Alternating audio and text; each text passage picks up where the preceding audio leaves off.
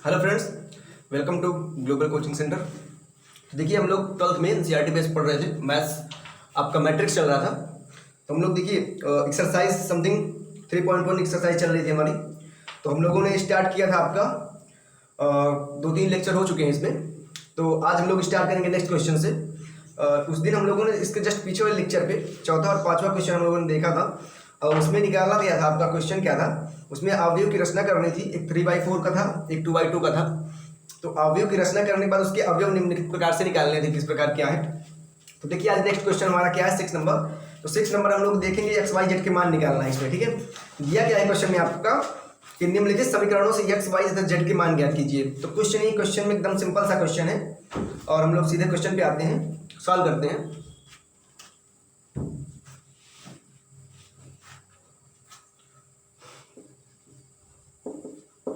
Matrix 3.1, ठीक है। इसकी एक्सरसाइज 3.1 की क्वेश्चन है आपका 6 number.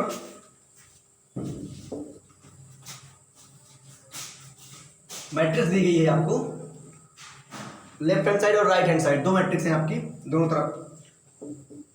4 3 x5 is equal to में दिया गया आपका yz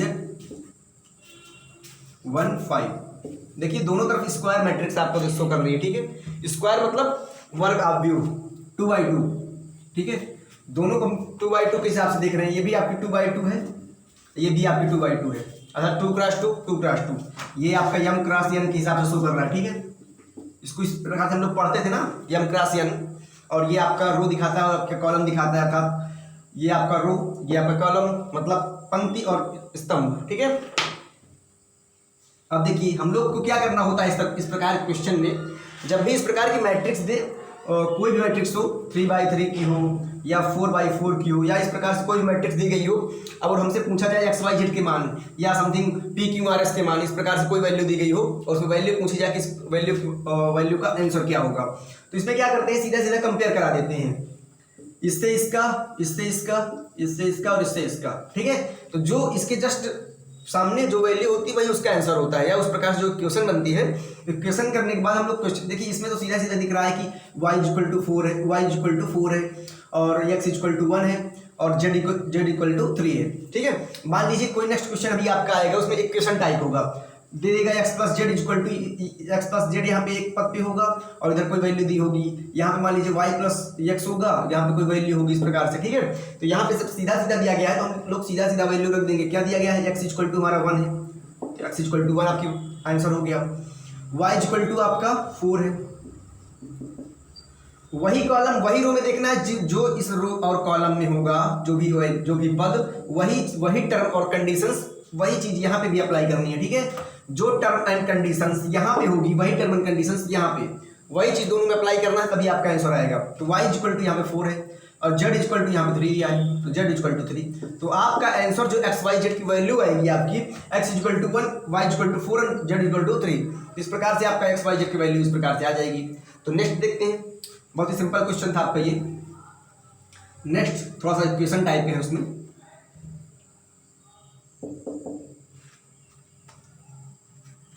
तो नेक्स्ट क्वेश्चन है आपका इसी का, इसमें भी दो मैट्रिक्स दी गई है दोनों तरफ, x + y 2 और 5 + z और ये x y। एक मैट्रिक्स आपकी LHS हो गई और RHS में आपका दिया गया है 6 2 5 8। ठीक है, इस प्रकार से दो मैट्रिक्स और दो पक्षों में दी गई है आपकी।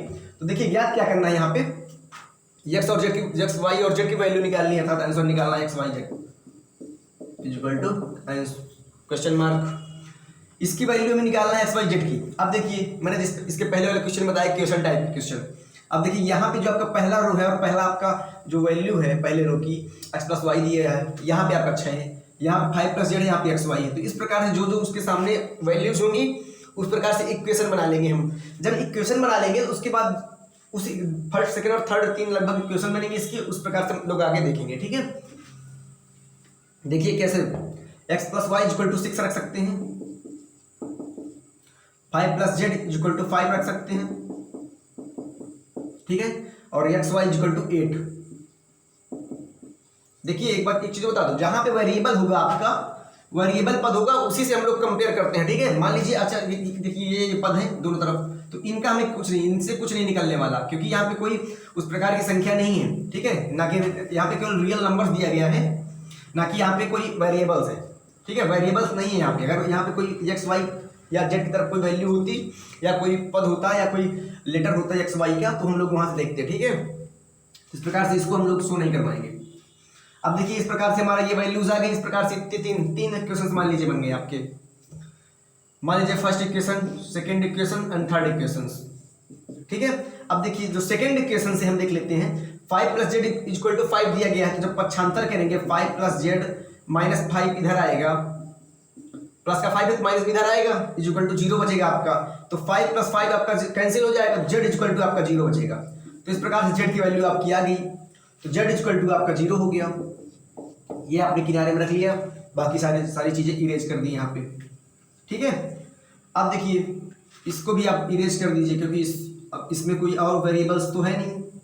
अब देखिए x + y = 6 दिया गया है, xy = 8। तो थर्ड इक्वेशन से हम लोग देखेंगे कि xy, इसमें एक चीज बचा लेते हैं यहाँ पे, या तो x = कर लेते हैं, तो y = तो x = मान लीजिए कर लेते हैं, तो 8/y बचा यहाँ पे, ठीक है। y यहाँ पे नीचे आएगा, अर्थात ये न्यूमरेटर हो गया आपका, ये डिनोमिनेटर हो गया, अंश और हर, तो अंश में आपका 8 और हर में आपका y, तो x = 8/y हो गया। तो यही वैल्यू x = 8/y यहाँ पे रख देंगे, ठीक है। x = 8/y था हमारा, तो x = 8/y यहाँ रख देंगे, प्लस का y = 6।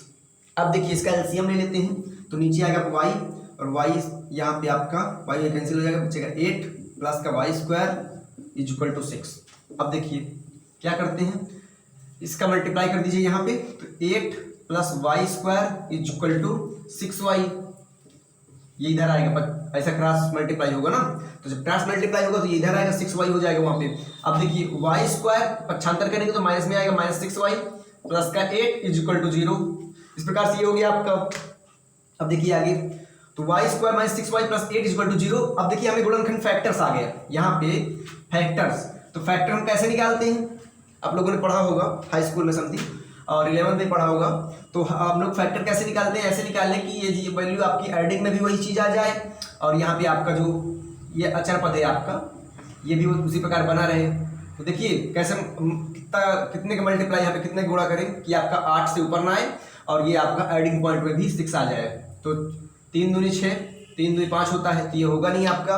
4 दूनी 8 होता है आपका, अर्थात 4 × 2 = 8, और 4 + 2 6 होता है आपका।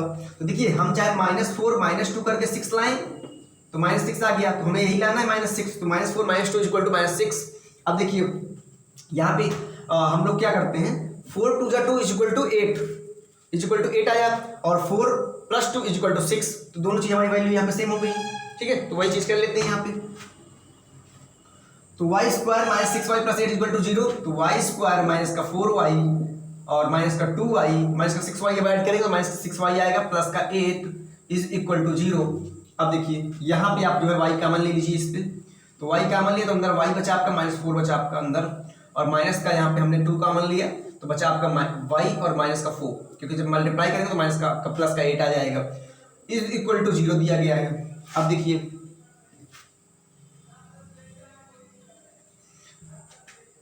y -4, ठीक है, -2 कोष्टक में आपका y -4 = 0। अब देखिए यहाँ पे आपका y -4 इस पद से और इस पद से कॉमन है, तो y -4 यहाँ से वैल्यू कॉमन आप ले लेंगे, और बचेगा आपका y यहाँ पे, और यहाँ पे आपका -2 = 0। तो आपके दो फैक्टर्स यहाँ पे बन गए। तो यहाँ पे y की जो वैल्यू आएगी 2 आएगी, अर्थात y = 4 इससे, और इससे y = 2, क्योंकि जब ये -2 इधर जाएगा तो प्लस का 2 आएगा। इस प्रकार आपका y = 4 और y = 2, अर्थात दो वैल्यू आपकी आ गई 4, 2, ठीक है। अब देखिए, अब उसमें देख लेते हैं जो आपका x y = क्या दिया गया था क्वेश्चन पे, हाँ यहाँ देख लेते हैं, x = 8 दिया गया आपका, ठीक है। तो x y = 8। अब देखिए हमें x की वैल्यू निकालनी है, तो एक बार y की वैल्यू 4 रखते हैं और एक बार 2 रखते हैं, अर्थात x की भी 2 वैल्यू आएंगी, क्योंकि y की जब 2 वैल्यू है तो x की भी 2 वैल्यू आएंगी, ठीक है। तो y = 4 रखने पर लिख दीजिएगा वाई इक्वल टू 4 रखने पर, पुटिंग वाई इक्वल टू 4, ठीक, putting value Y equal to 4, तो वाई इक्वल टू 4 रखेंगे तो X into 4 is equal to 8, अर्थात 4 दूनी 8, 4 टू जा 8, तो एक्स इज इक्वल टू 2, एक वैल्यू आपकी एक्स इज इक्वल टू 2 आ गई। अब देखिए जब वाई इज इक्वल टू 2 रखेंगे तो यहाँ पे लिख लीजिए आप एक्स इज इक्वल टू 2, आपका एक वैल्यू आ गई। अब देखिए जब वाई इज इक्वल टू 2 रखेंगे, X Y is equal to 8 में वाई इज इक्वल टू 2 रखेंगे तो X into 2 is equal to 8, तो 2 4 जा 8, अर्थात 2 से 4 बार जाएगा 8 आएगा आपका, तो एक्स इज इक्वल टू 4, आपकी वैल्यू आ गई एक्स की 2 कामा 4, वाई की 4 कामा 2 और जेड की आपकी वैल्यू 0 आ गई। इस प्रकार से आपकी जो वैल्यूज आई ये जेड इक्वल टू 4 और वाई इक्वल टू 4 कामा 2 और एक्स इक्वल टू 2 कामा 4, इस प्रकार से आपकी वैल्यूज आ गई। ठीक है, तो 6 का सेकंड नंबर आपका हो गया, तो थर्ड नंबर पे चलते हैं और इसका भी एक्स वाई जेड का मान निकालते हैं। कैसे देखते हैं, देखिए बहुत ही सिंपल क्वेश्चन है। ठीक है, आप लोग थोड़ा सा मेहनत कीजिए, बढ़िया समझ में आएगा। क्या दिया गया क्वेश्चन पे, दो इधर मैट्रिक्स लेफ्ट हैंड साइड में और एक राइट हैंड साइड में है, x plus Y plus z और x plus z y plus Z is equal to 9 5 7। तो देख लेते हैं, x plus Y plus z, x plus z y plus z, ठीक है, इज इक्वल टू 9 5 7। इस प्रकार से वैल्यू दी गई है आपकी मैट्रिक्स और इसमें ज्ञात करना है एक्स वाई जेड के मान निकालना है। तो देखिए क्या करते हैं, उसी प्रकार से इक्वेशन बना लेनी है आपको, फर्स्ट सेकंड और थर्ड इक्वेशन बनेगी, 3 इक्वेशन बनेंगी आपकी। तो X plus Y plus Z is equal to 9 first equation, अर्थात पहला समीकरण, X plus Z is equal to 5 अर्थात second equation, Y plus Z is equal to 7 अर्थात third equation.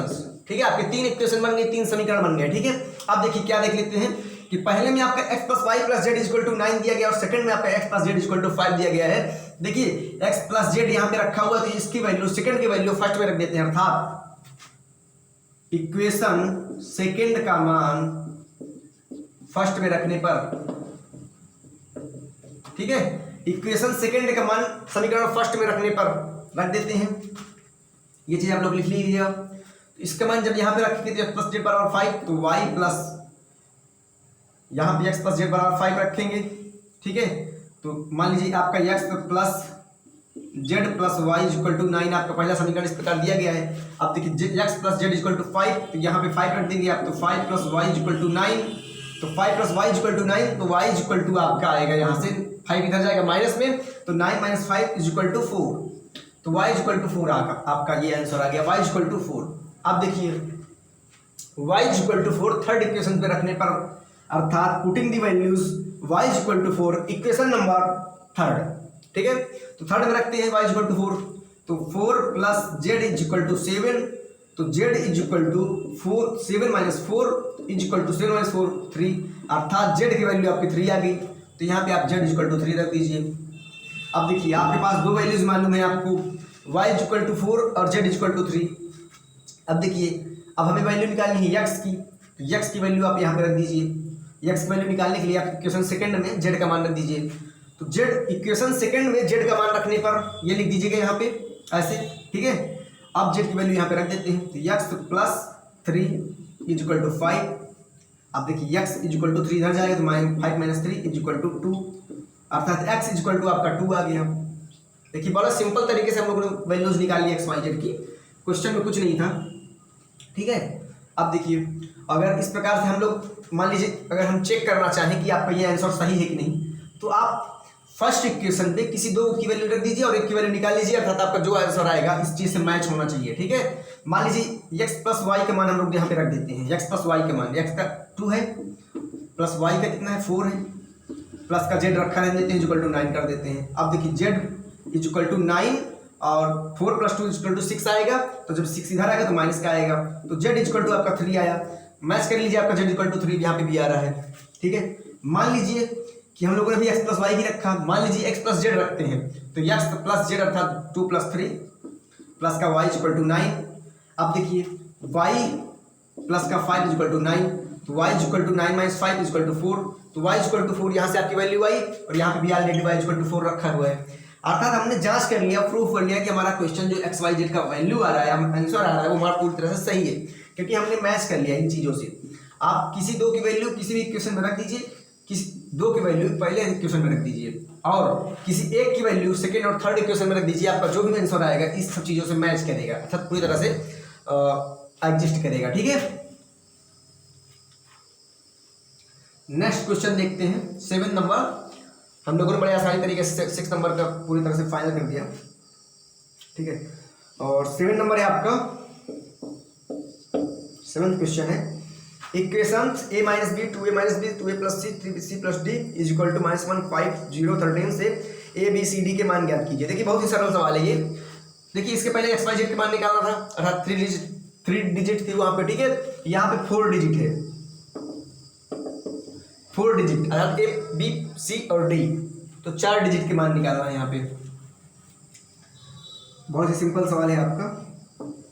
a minus B 2a minus B 2a plus C 3c plus D, equation आपकी अभी हम लोग बनाएंगे। इज इक्वल टू में आपका दिया गया है -1 5 0 13। ठीक है, इस प्रकार से वैल्यू दी गई है और कह क्या रहा है क्वेश्चन में कि ए बी सी डी के मान निकालना है। ठीक है, ए बी सी डी के मान निकालना है। तो इसके पहले हम लोगों ने जो क्वेश्चन में पढ़ा एक्स वाई जेड के, अर्थात 3 डिजिट थी, यहाँ पे 3 डिजिट थी, यहाँ पे 4 डिजिट के मान निकालना है। ठीक है, देख लेते हैं, पहले इक्वेशन बना लेते हैं हम लोग। तो a minus b equal to में क्या है -1 इक्वल टू में। ठीक है, 2a plus C equal to यहाँ पे 5, इक्वेशन फर्स्ट इक्वेशन सेकेंड, अर्थात समीकरण फर्स्ट और समीकरण सेकेंड हो गया। अब देखिए इससे देख लेते हैं, 2a minus b equal to 0, equation third हो गई आपकी। Equation fourth 3 plus D is equal to 13, equation fourth हो गई आपकी। ठीक है, अर्थात आपके पास 4 समीकरण हो गए। अब हमें देखना है कि किस किस समीकरण में कौन कौन वैल्यू एकदम सेम है, अर्थात मैच कर रहे हैं जो उसके डिजिट्स हैं। तो देखिए पहला इक्वेशन आपका a माइनस बी है, देखते हैं और किसमें a माइनस बी वाला वैल्यूज है। तो थर्ड इक्वेशन में आपकी a माइनस बी वाली वैल्यूज दिख रही है। अब क्या करेंगे हम कि फर्स्ट और थर्ड इक्वेशन को ऐड करने पर, अर्थात adding equation first and second, first and third. ठीक है, adding equations first and third, जब पहले और तीसरे को जोड़ेंगे तो यहाँ से हमारी एक वैल्यू आ जाएगी। देखिए देखते हैं, पहले और तीसरी जोड़ देते हैं। यहाँ पे a minus b equal to -1 दिया गया है और थर्ड इक्वेशन आपकी 2a minus b equal to 0 है। अब देखिए मैंने ऐड करने के लिए कहा है, तो आपके जो सिंबल है आपके चेंज हो जाएंगे, माइनस आपका प्लस में हो जाएगा, यहाँ पे प्लस आपका माइनस हो जाएगा और 0 0 से कोई मतलब ही नहीं, क्योंकि माइनस प्लस कुछ भी होगा। ठीक है, अब देखिए क्या करते हैं, -2a से प्लस का a जाएगा, अर्थात माइनस का a बचेगा और ये प्लस माइनस आपका कैंसिल हो जाएगा। इज इक्वल टू में बचेगा आपका -1, यहाँ पे -1 आ जाएगा। ठीक है, अब देखिए minus a is equal to -1, minus minus आपका cancel, a is equal to 1 आ गया आपका, a इज इक्वल टू 1 आ गया। अब देखिए a इज इक्वल टू जब 1 आ गया, अब देखिए इक्वेशन फर्स्ट में a की वैल्यू 1 रखने पर हम लोग b की वैल्यू निकाल लेंगे आराम से। तो यहाँ पे 1 रखेंगे, 1 minus b is equal to -1, ये दिया गया आपका इक्वेशन फर्स्ट में। अब देखिए minus b is equal to -1 पर 76 आएगा, -1 आएगा। अब देखिए minus b is equal to -2, तो माइनस माइनस आपका कैंसिल होगा, b इज इक्वल टू 2 बचा आपका, यहाँ से आपका b इज इक्वल टू 2 आ गया। अब देखिए a और b की वैल्यू हमें मालूम होगी, अब हमें निकालना है c और d की। अब देखिए इक्वेशन थर्ड में आपको 2 डिजिट्स हैं a और c, तो a की वैल्यू हमें मालूम है, तो यहाँ पे a की वैल्यू रख देंगे, 2 इंटू a की वैल्यू 1 प्लस का c इज इक्वल टू 5, तो 2 plus c is equal to 5, क्योंकि इंटू में 1 है तो 2 ही आएगा। तो 2 plus c is equal to 5, तो c इज इक्वल टू 2 इधर माइनस में आएगा, 5 माइनस 2 इज इक्वल टू 3, तो c इज इक्वल टू 3 आ गया आपका। अब देखिए हमें 3 चीज़ की वैल्यूज मालूम हुई, ए बी सी। अब बचा d, तो इक्वेशन जो फोर्थ है आपका ये वाला, इसमें d और c है, तो c की वैल्यू हमें मालूम है ऑलरेडी, तो c की वैल्यू हम रख देते हैं 3 इंटू 3, क्योंकि c की वैल्यू 3 है, तो 3 इंटू 3 प्लस का d इज इक्वल टू 13। अब देखिए 3 इंटू 3 आपका 9 आ गया, प्लस का d इज इक्वल टू 13। ठीक है, ये आपका 13 हो गया, तो 9 plus d is equal to 13, तो d इज इक्वल टू आपका 13 माइनस 9 तो 13 - 9 इक्वल टू 4, तो डी इक्वल टू 4 आ गया। यहाँ पे लिख दीजिए आपको डी इक्वल टू 4। तो इस प्रकार से जो आपकी वैल्यू आई है a equal to 1, b equal to 2, c equal to 3 और डी इक्वल टू 4, अर्थात फाइनल हमें ए, बी, सी और डी के मान आसानी से हम लोगों ने ज्ञात कर लिया। ठीक है, हम लोगों ने पहले क्या किया, इक्वेशन बनाई, 4 इक्वेशन बन गई और वही इक्वेशन हम लोगों ने देखा कि ए और बी वाला डिजिट किस में मिल रहा है, इक्वेशन 3rd मिल रहा था, हम लोगों ने ऐड कर दिया इसको। इसका हम लोगों ने वैल्यूज रखते गए और ए, बी, सी और डी के मान आ गया। ठीक है, इस प्रकार से आपका 7 नंबर कंप्लीटेड। देखिए नेक्स्ट नंबर देख लेते हैं, 8वां नंबर। इसको मैं थोड़ा ओरल बता देता हूँ आपको मौखिक रूप से कि कैसे क्या है। देखिए क्या दिया गया है, ए इक्वल टू ए आई जे और यम क्रॉस एन एक वर्ग अवयव है अध्ययन। देखिए पहली बात तो आपको पता होना चाहिए कि वर्ग अवयव है क्या।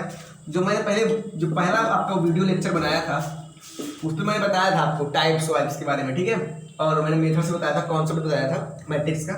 देखिए स्क्वायर मैट्रिक्स 2x2 की स्क्वायर मैट्रिक्स, जैसे मान लीजिए आपकी 2 4 5 2, ये 2x2 की है, अर्थात m इक्वल टू आपका जो है वही n इक्वल टू है। ठीक है, तो जहाँ पे आपका m इक्वल टू n और जो वैल्यू होगी तो वहाँ पे आपका स्क्वायर वैल्यू होती है। ठीक है, अर्थात स्क्वायर मैट्रिक्स होता है। तो देखिए आपका ये दिया गया है कि एक वर्ग अवयव है, यदि आपके ऑप्शन दिए गए हैं यम क्रॉस n, यहाँ पे दिया क्या गया है m लेस देन n और m is greater than n और m इक्वल टू n, इनमें से नन ऑफ दीज, अर्थात NOT नन ऑफ दीज। ठीक है, अब देखिए पहली और सेकंड थर्ड इस प्रकार से 4 वैल्यूज आपके सामने विकल्प दिए गए हैं और पूछ रहा है कि स्क्वायर वैल्यू के लिए या स्क्वायर मैट्रिक्स के लिए कौन सा आपका जो विकल्प है, कौन सा विकल्प आपका एग्जिस्ट करेगा इस क्वेश्चन में। ठीक है, आपका दिया गया है मैट्रिक्स है आपकी ए आई जे यम क्रॉस n और इसको कह रहा है कि स्क्वायर मैट्रिक्स है। तो आपकी स्क्वायर मैट्रिक्स मतलब जहां पे आपकी value m equal to n होगी, अर्थात 2x2 की, जैसे मान लीजिए मैट्रिक्स हम लोग एग्जांपल लिया था, तो यहाँ पे आपका m इक्वल टू 2 है और n इक्वल टू 2 है। तो इस प्रकार से आपका m इक्वल टू n जहाँ पे होगा वहाँ पे आपकी स्क्वायर वैल्यू या स्क्वायर मैट्रिक्स होगी। तो आपका जो थर्ड ऑप्शन है वो बिल्कुल सही है, अर्थात third option will be right answer, third option will be right answer. ठीक है, तो इस प्रकार से आपका थर्ड नंबर बिल्कुल करेक्ट हो गया ये वाला। अगर आप लोगों ने फर्स्ट वीडियो लेक्चर देखा होगा मेरा, जो मैंने आपको मेथड्स और टाइप्स बताए थे, तो आप लोग को ये आराम से पहले से ही आना चाहिए, इसमें मतलब कुछ रखा थोड़ी ना क्वेश्चन पे। तो देखिए आज हम लोगों ने बड़ी आसानी तरीके से हम लोगों ने मैट्रिक्स सीखा, तो नेक्स्ट लेवल पे हम लोग नेक्स्ट क्वेश्चन करेंगे और इसी प्रकार से हम लोग आसानी से पढ़ते रहेंगे। तो जहाँ भी कोई समस्या हो, दुविधा हो, आप लोग कमेंट सेक्शन में कमेंट कीजिए और हमें बताइए कि आपको ये क्वेश्चन समझ नहीं आया, तो हम लोग फिर से उसको प्रयास करेंगे पूरी तरह से समझाने का। तो thank you so much and keep it up.